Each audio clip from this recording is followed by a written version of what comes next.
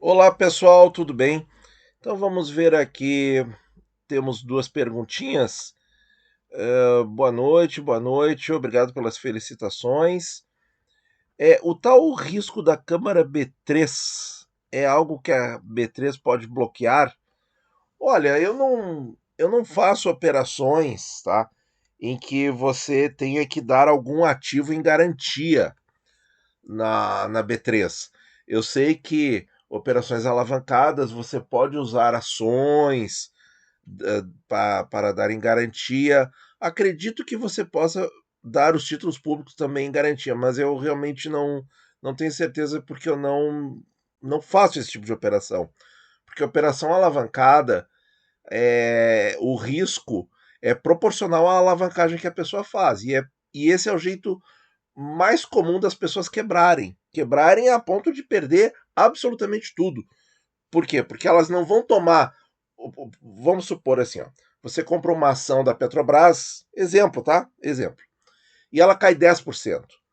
Tá? Se você comprou a ação de verdade em mercado à vista e você vendeu depois, você perdeu 10%. Ponto, acabou aí.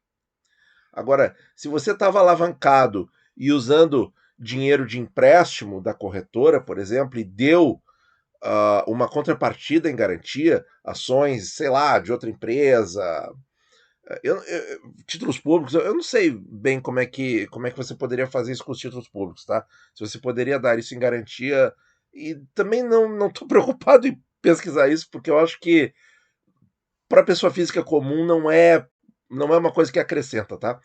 Aí você faz essa mesma operação se alavancando 10 vezes, e aí a quantia monetária que era essa queda de 10% você multiplica por 10. Então, essa mesma queda da suposta, né, Petrobras de 10%, você multiplica porque você alavancou e aí a corretora muitas vezes ela interrompe a operação no meio, quando ultrapassa determinado nível de risco. Ela simplesmente cancela sem a tua autorização. Mas isso não é a B3 que faz, é a corretora. A B3 só junta as cinzas no final, tá? Então, assim, agora, se você não faz esse tipo de operação, não tem com o que se preocupar, né? Você não faz, não tem. Tesouro direto é o melhor investimento para o buy and hold de raiz, em que você compra e fica, para ganhar o juro composto no longo prazo. Essa é a melhor estratégia no Tesouro Direto. É a melhor. Não existe outra coisa. Não existe. Não existe. Não existe marcação a mercado que ganhe do buy and hold a longo prazo no Tesouro Direto. Não existe. Se você faz só isso e não se mete com outras coisas, não vai ter problema. Vamos ver aqui. Arthur, onde sugere aplicar 200k para prever um aumento de renda mensal e IPCA com juros 32, bom, como você está pedindo uma sugestão a gente pode falar, né? A gente não pode recomendar. Sim, é óbvio. IPCA com juros 32. Por quê? Porque é o mais seguro e, e aí depende, né? Vamos dar uma olhadinha na tela do Tesouro. Então, aqui só para vocês verem a referência de preços e taxas do dia 6 de julho, fechamento. Então, sim, eu acho que o IPCA com juros 32 seria interessante para isso. Mas depende do quê?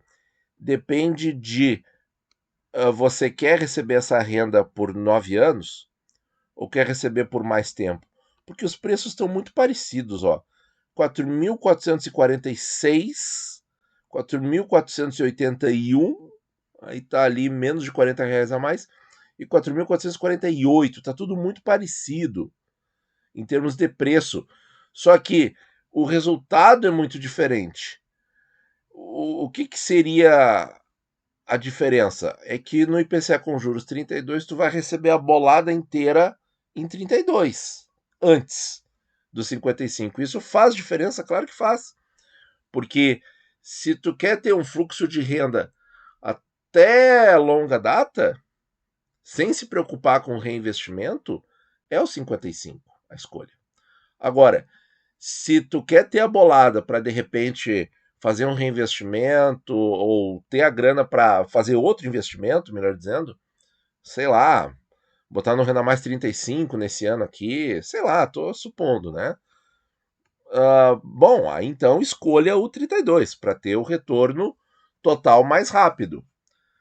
Mas se o objetivo é sempre auferir a renda, tem que ser o 55, ou se tivesse uns 70, uns 60 aqui, seria essa a escolha. Né? Porque o objetivo é pegar o mais longo para ter o maior prazo possível de renda sem se preocupar com reinvestir. Porque a gente não quer aquela situação, né? Você acabou o seu título, venceu. O Tesouro te pagou tudo. E aí é novembro de 19. Aí quais são as taxas? IPCA mais 2,9. Outra época que isso aconteceu, fevereiro, será que tá certo ou janeiro? É, por ali, de 2013 ou 2012. Eu tenho que conferir, tá? Mas por aí, acho que foi 13. O IPCA 19 a menos de 3%, que já não existe mais, que já venceu. Então, quer dizer, esse é o grande problema da gente receber a bolada toda numa hora só. Agora, se você tem outros títulos, outros prazos, tem uma carteira diversificada, tem IPCA 35, tem 29, tem 40 também, bom, aí tu vai alocar, eu vou ter X% da carteira em 32, vou ter, sei lá, 25% na carteira de tesouro em IPCA 32, porque aí, quando chegar lá em 32, eu vou realocar nos outros títulos que eu tenho, se eles ainda estiverem disponíveis, ou nos outros, ou vou mudar um pouco. Aí, bom, aí é decisão pessoal de cada investidor. Outra coisa que dá para fazer seria dividir 100k em par e ímpar, para ter o fluxo trimestral. Pessoalmente, pessoalmente isso para mim não faz diferença, tá? Mas tem gente que gosta. De 3 em 3 meses, você tá ali recebendo alguma coisa, é muito legal também, tá? Mas para mim não faz muita diferença. Então vamos só dar uma estimativa aqui, porque a renda do Tesouro IPCA com juros ela é semestral, né? Ela não é mensal. Então você vai receber aquela bolada de 6 em 6 meses. Então tem que, porque não, os títulos que vão fazer isso no futuro, pagar mensalmente, eles ainda estão acumulando. Então temos que ter muita paciência, né? Se bem que 2030 está logo ali, né? Então vamos ver aqui, pessoal. 200 mil tá dividido por 4.500. Simplificar a coisa. Dá 44 títulos, 44 tem uma dízima periódica. Vamos ver quanto que tá o VNA hoje. Então tá ali, no dia 6, 4.125. Então caiu um pouquinho com relação ao fechado de maio, porque a Ambima está usando, ó, letra P de projeção, cadê aqui, ó? Projeção do Comitê de Acompanhamento Macroeconômico. Eles estão projetando uma deflação de 0,09, então caiu um pouquinho. Então voltando aqui, 4.125 vezes quanto que eu recebo em cada cupom? 0029563. 121,94. Na primeira alíquota, que eu vou pagar o imposto de renda mais alto, eu vou ficar com 77,5% do cupom e 22,5% vai para o leão. Então vai ser 94,50 vezes 44,44 títulos. Você vai receber aí 4.200 na pior alíquota do imposto de renda, 4.200 ao semestre. Isso aqui daria R$ 700 arredondando por mês, tá? E o capital fica parado lá? Não. Ele fica sendo remunerado conforme o VNA, certo? Então, é diferente de um prefixado ou é diferente de um fundo imobiliário que fica parado, porque são poucos os FIIs que crescem ao longo do tempo na cota de maneira consistente, certo? Não estou falando que não cresçam pela variação do mercado, isso eles fazem tranquilamente, Mas aí você tem que ter uma gestão mais ativa, você tem que estar trocando, comprando e vendendo para reequilibrar as coisas. Eu estou falando de um crescimento orgânico, tá? Isso acontece no Tesouro IPCA com juros.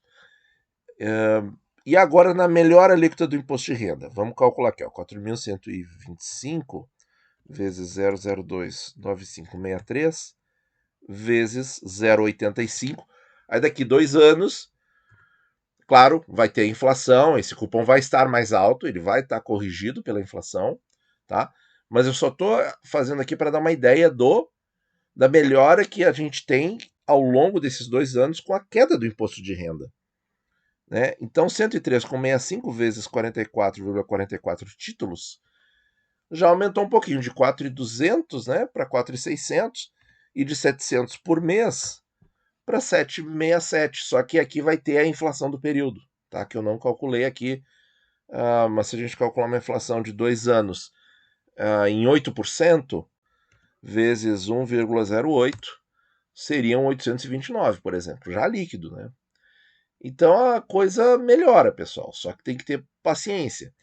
Para quem está investindo nesses títulos e tem uma parcela, não precisa ser toda a carteira, tem uma parcela deles em carteira, é interessante sim ter uma parcela para justamente reinvestir na melhor oportunidade que tiver. Essa é a cartilha, né, da pessoa que investe por renda. Ela, ela adquire os ativos que pagam renda para justamente aumentar a quantidade de ativos que lhe pagam renda e ter mais renda na próxima vez, tá? Claro que a questão semestral dos títulos que pagam juros para algumas pessoas atrapalha um pouco, mas eu vou dizer para vocês, pessoal, é só uma questão de se adaptar. É só uma questão de se adaptar, receber um pouco mais naquele momento, né? E ter paciência. Você pode até deixar no fundo DI ou no Tesouro Selic e fazendo essas recompras mensais de uma bolada semestral em cada mês, né? E vai remunerando aquilo ali pelo Selic enquanto isso. É uma coisa também que é possível, tá? Mas o que tem que decidir? Tem que decidir se quer ganhar a bolada em 32 ou deixar para mais adiante. Se vai querer ter a bolada para reinvestir em 32 ou garantir essa taxa boa por um período maior. Aí é a pessoa que tem que decidir, tem que pensar isso muito bem. Tá certo, pessoal? Muito obrigado por ouvir e bons investimentos a todos.